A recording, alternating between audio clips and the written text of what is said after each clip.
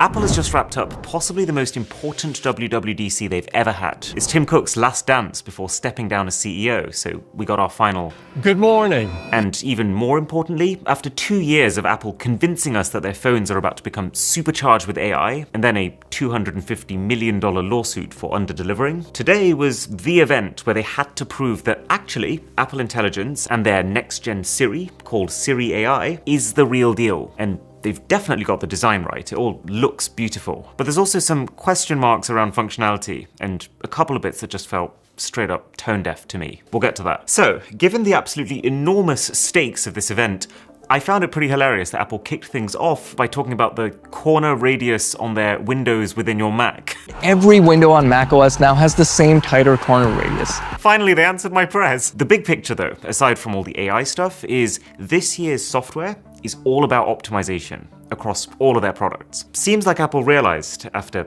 a year of squinting at their icons, that the transparency of liquid glass was probably set a bit high by default, so they've toned it down. And since no one seems to agree on what the correct amount of transparency actually is, they've gone, fine, we'll do it yourselves, and given us a slider. So depending on how brave you're feeling, you can decide to either dial it up from there or down. This is very clearly the year of Apple fixing their backend. They do this every now and again, and these are often the less exciting updates, but the ones that actually end up mattering more. Like, for example, they're saying that now, everything is just going to be faster. They threw out a whole load of numbers. Like, for example, iPhone apps now load up to 30% faster. After shooting photos, those photos appear in your gallery up to 70% faster. AirDrops are up to 80% faster. And because your devices are also about to get much better at properly indexing files, you'll also be able to search through them quicker. Bear in mind those up-tos though. Nothing they've announced is actually going to feel as transformative as they're making it sound. But I do like the idea of things getting faster. There are also a ton of other smaller changes. You could just pause here if you fancy a very long read. And then, just before the big new Apple Intelligence and Siri,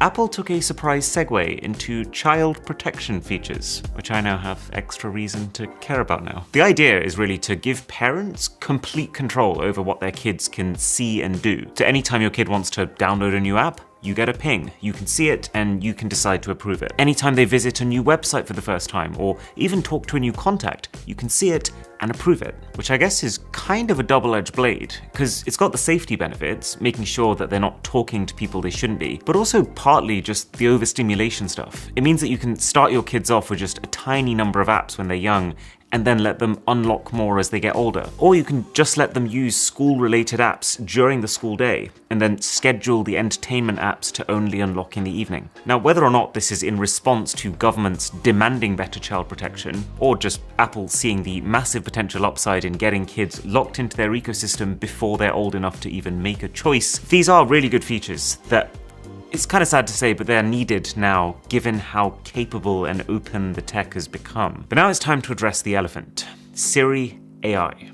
They opened this whole thing up by saying, "We know there are times when you expect more from Siri." Yeah, I think that's quite the understatement. The first time Apple announced a new Siri in 2024 with this brand new disco lights animation, which ended up as the main feature, Siri was so half-baked that if you bought an iPhone because of it, Apple literally owes you up to $95. So I'm relieved to say that the new Siri AI is a huge jump. So it's got a fresh look, it's got this subtler, toned down, more liquid glassy aesthetic, potentially a little personality-less, but premium for sure. And it now lives inside your dynamic island. So in terms of capability, this is not breaking any new ground. It's not a secret that Apple's paying Google $1 billion a year to use Gemini as its foundation. So it's not a surprise that pretty much everything this new Siri can do is something we've already seen Gemini do. But that still makes it a massive leap over the old Siri. So they gave a bunch of real-time examples in their keynote, like how you can have continued conversations with it. You can ask when a band is performing, and then ask how you can get tickets. They showed how Siri now has screen awareness, so you can just be looking at a photo and then ask,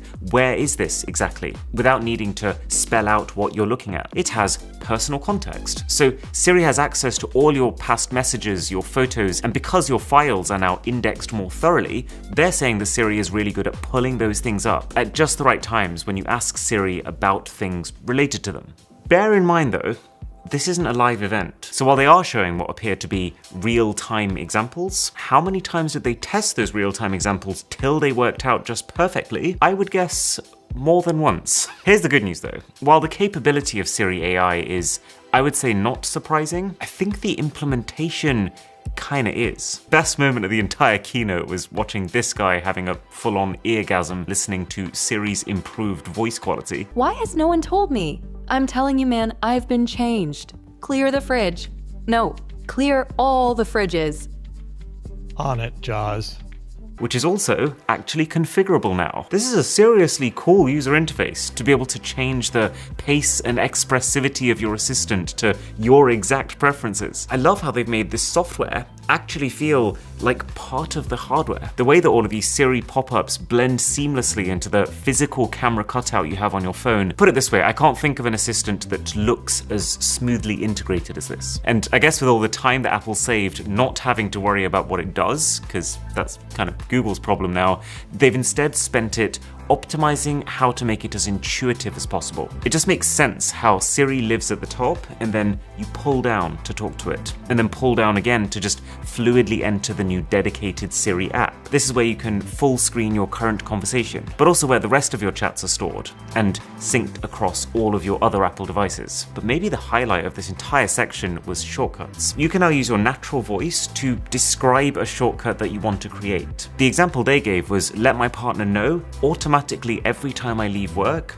and give them an ETA based on real-time map data. And that's it. All of the clunkiness and complexity of actually having to build the shortcut yourself is gone, which is such a good use of AI because it takes one of the best possible features of the iPhone and changes it from something that 10% of people at most will even dare to fiddle with to all of a sudden something that my grandma would happily use. Now, as part of this overhaul, Apple's also upgraded that weird visual intelligence feature that I'm sure all of you used, because now it's powered by the new Siri AI and integrated into the camera app itself. There's some good ideas here, like you can scan a plate of food to get nutritional insights, or scan a bill and then your phone can automatically split that bill up and send people money requests using Apple Cash. Way to make your Android friends feel even more out of it. I like the integration. It makes sense to fuse visual intelligence with the camera app that everyone's already using. And it's great that each scan you do automatically saves to your Siri app so that you can come back to it. But whether or not I actually use this is going to rest entirely on how reliable it is. Like if I'm on holiday and I'm trying to translate the ingredients on a trail mix to check if it contains peanuts, which I am deathly allergic to,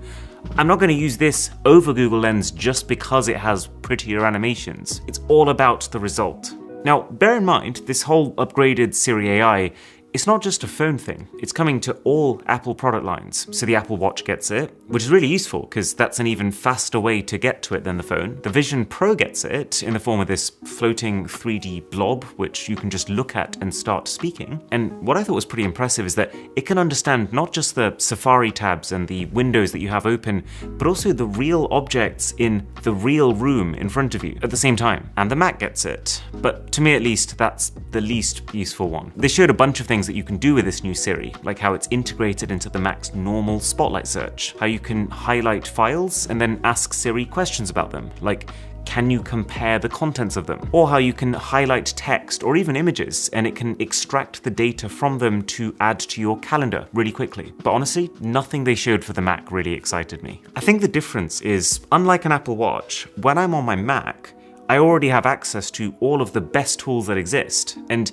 in that environment, I can't imagine using a lot of Siri, which feels caught up to some of the competition, but certainly not a bleeding edge tool. And then finally for this event, Apple introduced the next generation of Apple Intelligence. I feel like this contained both the highlights of the entire event as well as the low points. So Safari can now automatically organize your tabs into topics based on what it sees, which is an interesting idea, but personally to me looks just as confusing to navigate as leaving it as is and having a ton of tabs. But being able to describe an extension to Safari and just let it build it, that's cool. Like for example, a tool that lets you save recipes easily. Your iPhone can now automatically upgrade your weak passwords, and that's wild, because that's not your phone just telling you they're weak. It's essentially your phone logging into these sites on your behalf, deciding what that password should be, and then executing that entire process. It also strikes me as an extremely good way of locking people further into Apple. Like, what's my password for Spotify?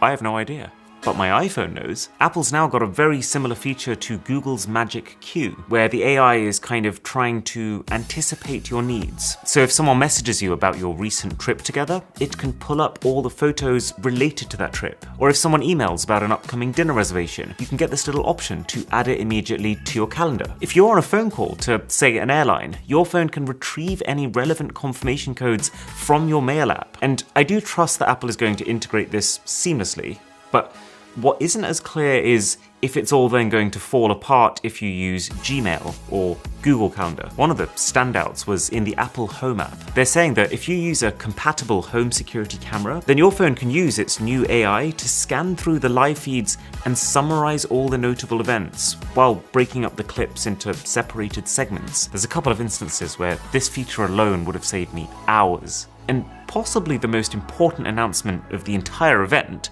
a major boost in accuracy of spelling, punctuation, and dictation. So Apple's saying that anything you now type or speak into your Apple devices when they get the new updates will be a lot more accurate. This is 1 billion times more useful than like AI features that try to write for you. I just want to write like me, but correct.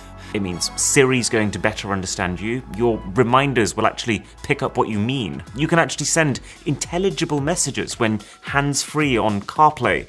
But then they showed the new image editing tools, and it just got very uncomfortable. So Image Playground got a big update too. You know, that image generation tool that everyone used all the time to make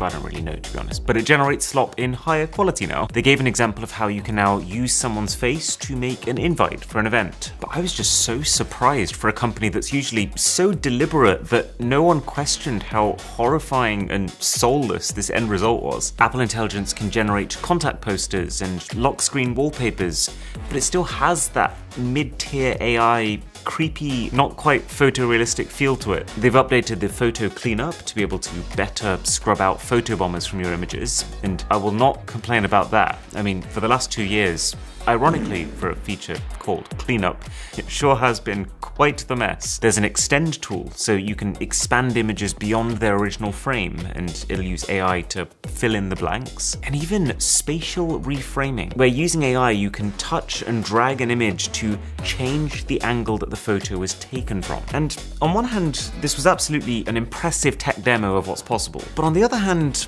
I just kind of hate this whole idea of you've already got a perfectly fine photo there of your 2 real children.